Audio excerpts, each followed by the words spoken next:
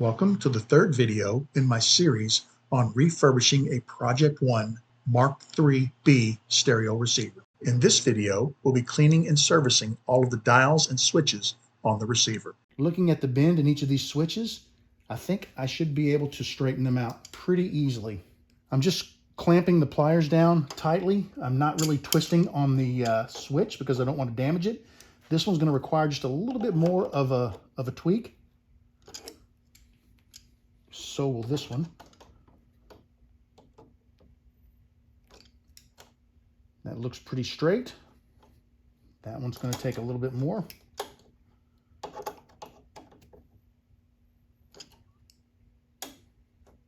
Looking closer at our broken switch, I don't think there's any way I can repair that. It's missing the entire front section, and that's what the flip switch snaps onto. What we're going to have to do is get this switch removed from the unit.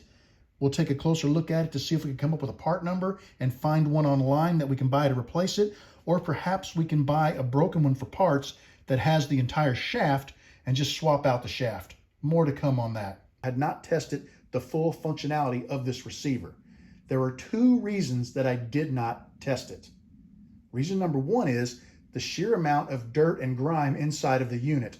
I did not want to build up excessive heat that could potentially cause damage to one of the components. The second reason dealt with the volume knob.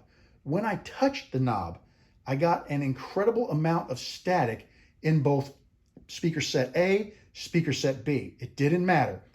That tells me that the switches need to be cleaned internally. Once they're clean, once the unit is clean and reassembled, then we're going to test every function. We're going to check all the lights. We're going to make sure everything that's working, and we'll note any issues. I'm at a point now where I want to remove the oxidation from all of my switches and knobs on the front of my stereo. I also want to clean and lubricate them, and there's a product called Deoxit 5 that I'll be using to do that. The issue I'm having is I don't have easy access to these knobs and switches. I'm going to have to remove them from the stereo chassis in order to remove the oxidation, clean and lubricate the switches, and replace the broken one.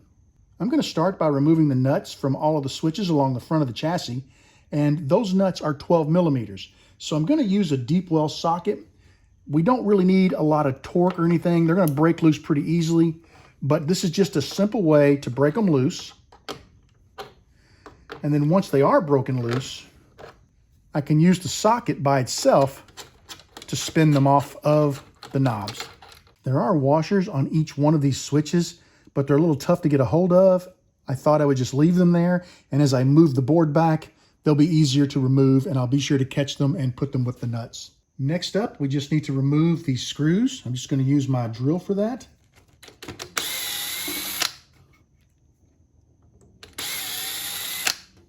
You can see now that the panel is loose. I should be able to get these washers out of the way, and I'm going to do that so that I don't forget and end up losing them.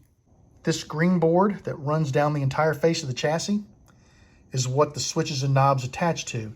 It's a little difficult to get it out of this area and to work with it, so we're going to start by removing a couple of more pieces of the unit.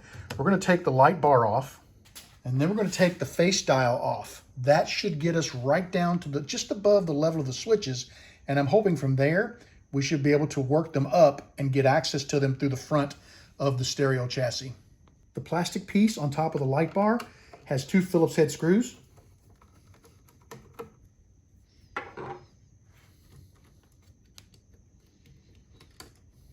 The dial face attaches here, here, here, and here. We're going to remove those 4 screws, and we should be able to slide the dial face out of the way.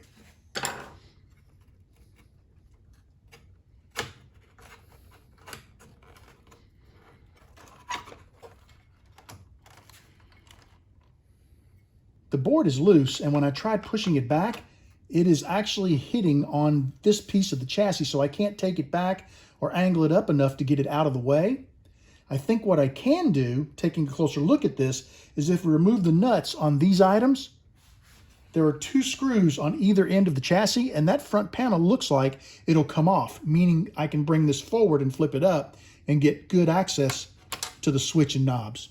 The remaining 3 nuts are actually 14 millimeters.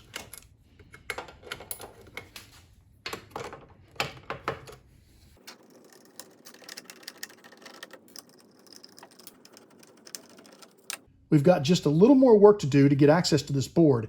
What we need to do is there's a guide wire that runs along here that controls the channel indicator.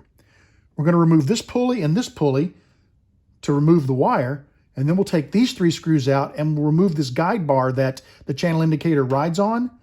That should free this up to be able to pull right off the front of the unit, and we should at that point have full access to the board.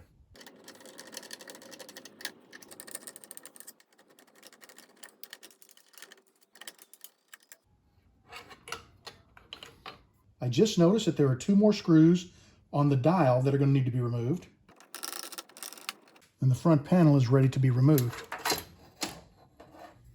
And now we have really good access to remove the oxidation and clean all of our switches. I mentioned earlier that this is a learning experience for me, and I just learned a very valuable lesson that will serve me well if I work on units in the future. And that lesson is that everything we removed here, we did not have to remove. I could have flipped this unit upside down, removed the bottom of the chassis, and had excellent access to all of these switches. So what I'm going to do is I'm going to go ahead and reassemble everything, get it back in proper order, and then we'll flip it over, take the bottom off the chassis, and continue with cleaning these switches and repairing this damaged switch. Before reassembling everything, I noticed all of the mud dauber mud inside of the jacks here. So I'm very lightly scraping with the back side of a dental tool.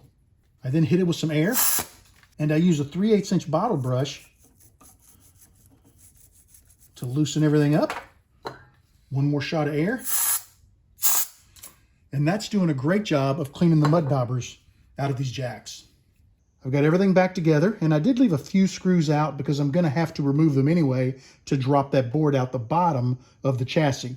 While I had everything apart, I was able to pay close attention to how the dial worked with the pulley system, and I was able to get it adjusted to where we can go from one end all the way to the other, and it matches up with the tuner on the inside of the unit.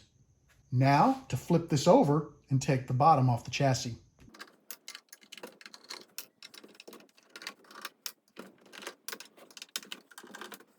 With all of the screws removed, we should be able to lift the bottom right off. And removing the bottom of the chassis gives us perfect access to the switch panel. I am going to take my compressed air. There's a little bit of dirt in here. I'm going to get that blown out, and then we'll get to work.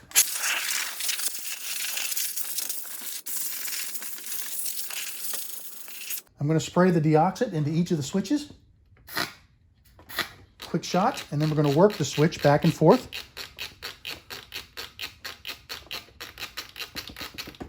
Let's hit our switches now.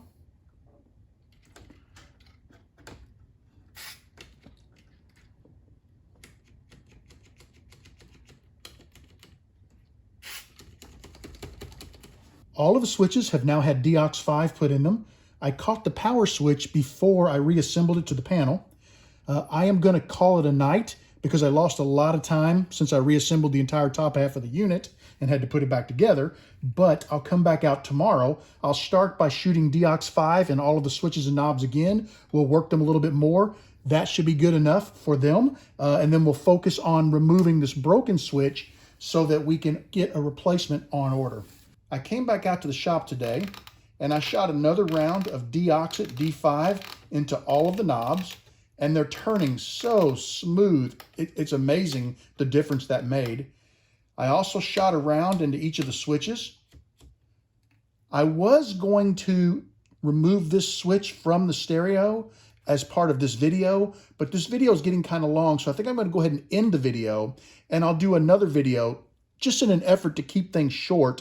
I'll do another video on just removing this switch because it's going to involve pulling the board out of the stereo, desoldering the switch from the board. Then we'll be able to identify the switch. We'll get another one on order, and I'll reinstall the switch into the stereo, resoldering it back to the board. At that point, that'll be a video, and then the stereo will be ready to test all of its functionality, and we'll do a video on that. So I just do not want these videos to get too long, so we're going to end it here. I'd like to thank you for watching, and stay tuned for the next video on removing and replacing this switch.